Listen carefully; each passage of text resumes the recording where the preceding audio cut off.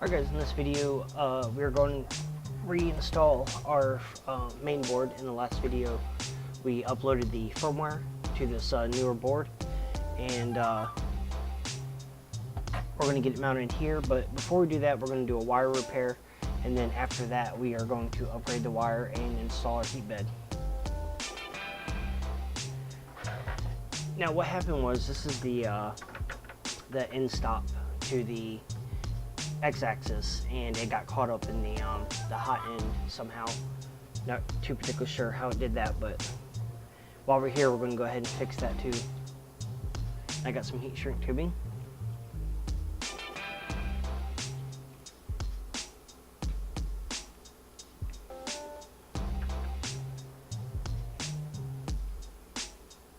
So that way it's flat.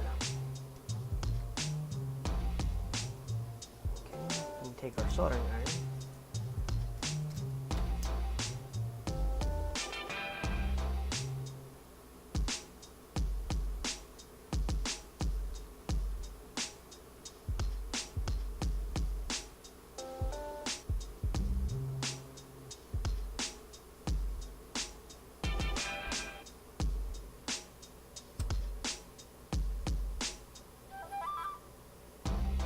Okay, repair number 1 down. Now we can go ahead and get our main board reinstalled.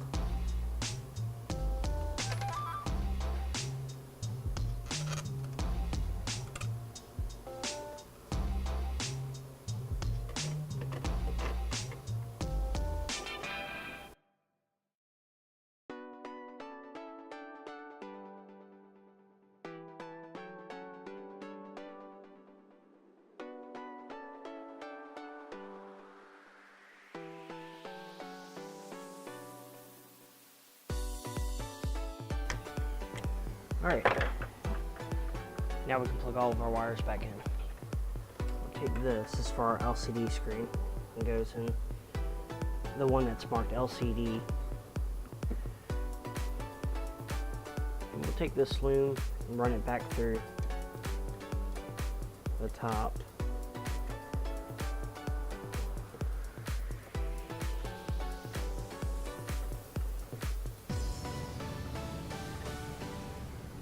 Something like that.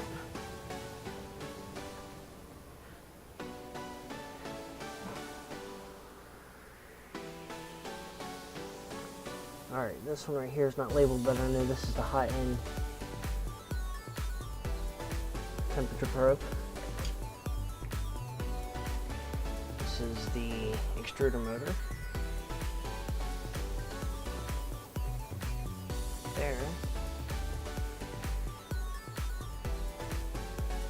This is fan 1.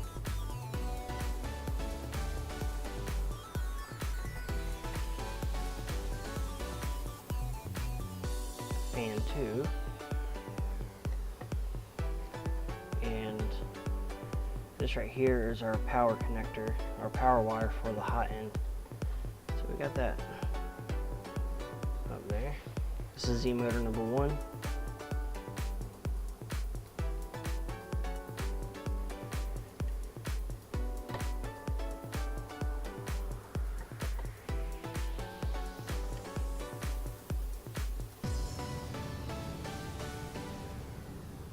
Our Z stop.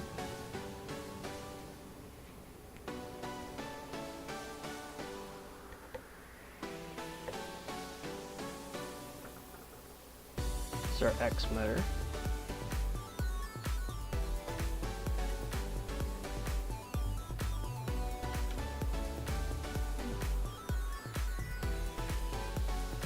Z motor number 2. And our Y motor.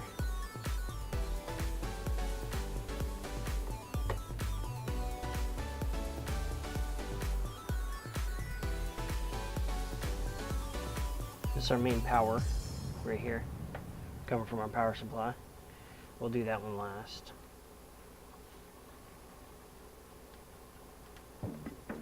This is our Y stop.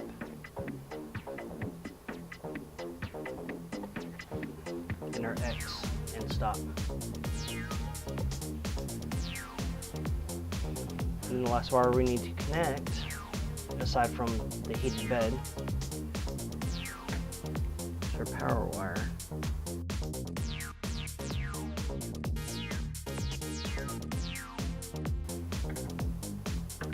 Cool, and I'm going to go back, I'm going to go grab some more loom. I'm not going to do it right now, but the kit came with plenty extra of this black loom stuff, so I'm going to go back and tidy up all these wires. But right now I really want to focus on getting the heated bed installed. Alright, let's move our hardware, our springs.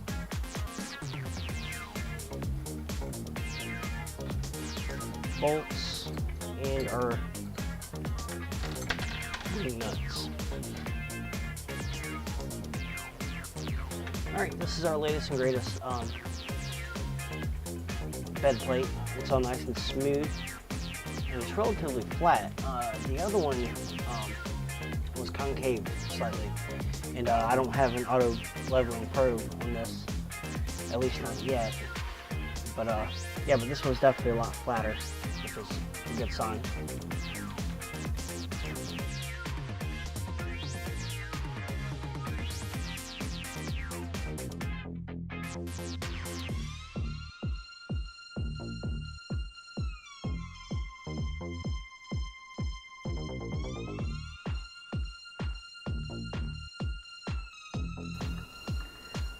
Alright, we have our hotbed installed, and towards the end of the video I'm going to level this bed, but right now my focus is getting wires. I'm not going to worry about putting a connector back on this. The original connector burnt all up. It was brown and brittle and broke. So what I'm going to do is I'm just going to bypass that and solder wires directly, which is also going to be better in a way, because there's not going to be any wiggle. I mean, this bed moves back and forth, and I don't want there to be any play. So I know if I solder to it directly, it'll eliminate that problem. Now, I had already taken the loom off, but this blue and green wire, that's for the temperature probe, so I'm not going to worry about that. The thickness of this wire is more than adequate. We don't have to worry about that. But this is the power wire. This is what they had. That's ridiculous. This is like incredibly thin wire, and up to 13 amps can be running to heat this bed. This isn't adequate for 13 amps. So what I had done is I was thinking on different types of wire. I didn't want to go super thick, but I got this wire. This is the green wire too. This is actually one of those power connectors, power plugs. One of these. So I took the rubber off of it, and I pulled the wire out. So I'm going to use the white and the black, and this is much thicker, more adequate wire to do the job. Alright, so what I'm going to do is, since I'm not going to put a connector back on this, I'm just going to gently remove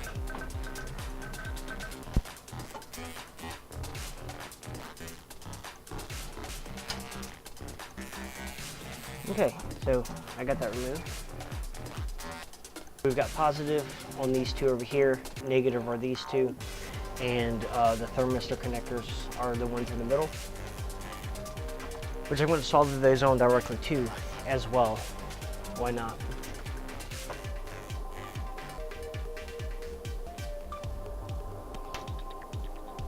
What I'm doing right now is I'm just pre-tinning the wires. I'm putting solder on the bare end on the copper, which is called pre-tinning. And I'm going to do the same thing on the heated bed.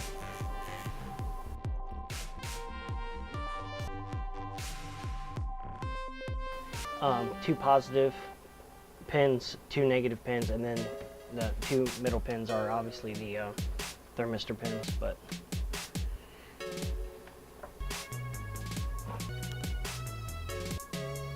And then all we have to do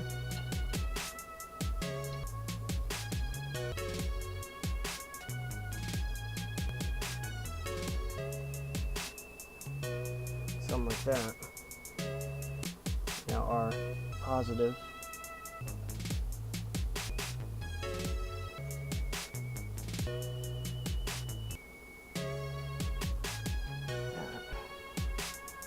Negative, our positive, our heat shrink tubing on.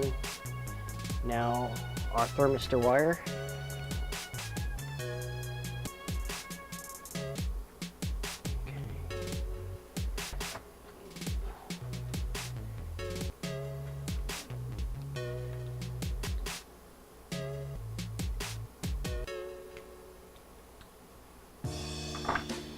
Alright, so our green heat shrink tubing.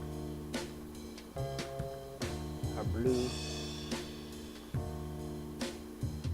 Now I really don't think the polarity really matters on the thermistor wire, but in this case it does.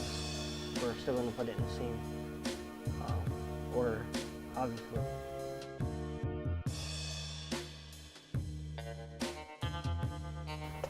Alright, I'm already liking that a whole lot better than the connector in the first place. Push our heat shrink tubing. That piece is kind of big. I don't know if that works.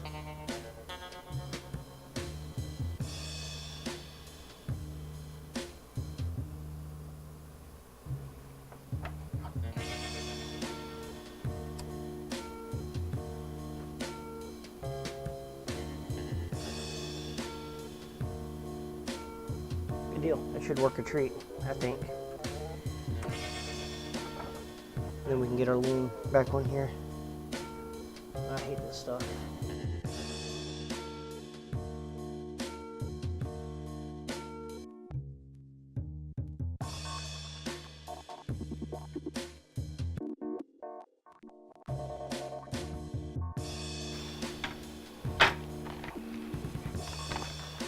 Now I wanted to show you on the older control board, it used much smaller connectors here. And notice the new board, you screw in directly to a much bigger connector. And I believe these connectors are rated for 10 amp max anyways, but these seem to be a lot more beefier than these. And I like how the hotbed, you screw in directly onto the main board instead of it being another connector. Alright, this is our thermistor for the hotbed. Make sure we're not crossing any wires.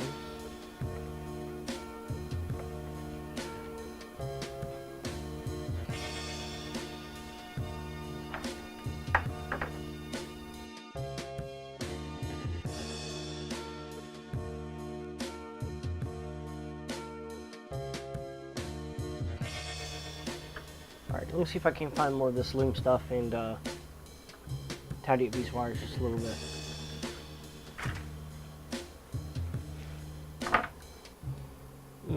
I might come back to this. I really don't like this loom.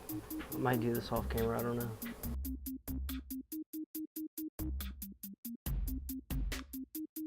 Alright, I'm really not going to worry about anything else. That looks pretty good. Because this one here, that one needs to move up and down. So we'll reroute that. Yeah, so we need to make sure this one's free. This is the x-axis in stop. So that's going to go up and down with the z-axis right there. And everything else seems to be in order. Got this through that.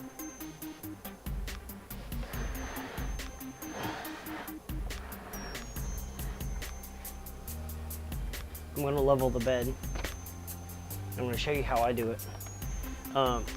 What I use like it's like a business card type thick cardboard, and I just run it to the corners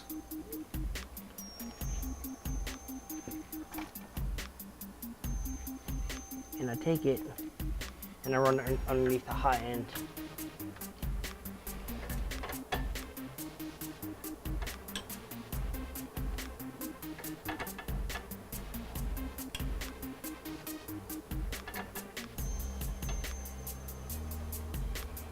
Until I just start to feel it hit.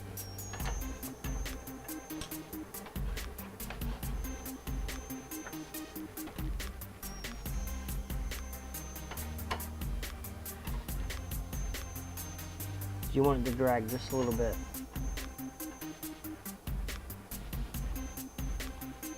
That's good, I like that. Then you move to the next corner.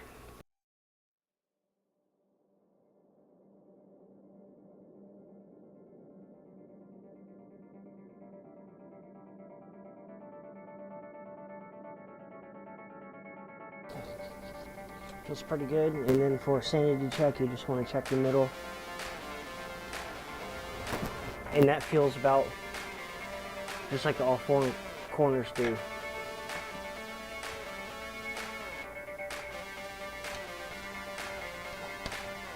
You want it to where it's just barely dragging.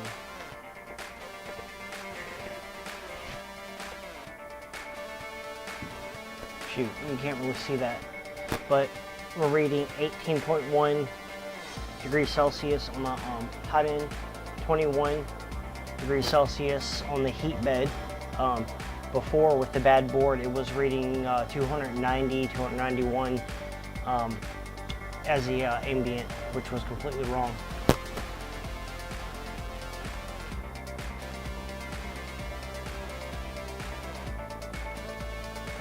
So good. That's better already.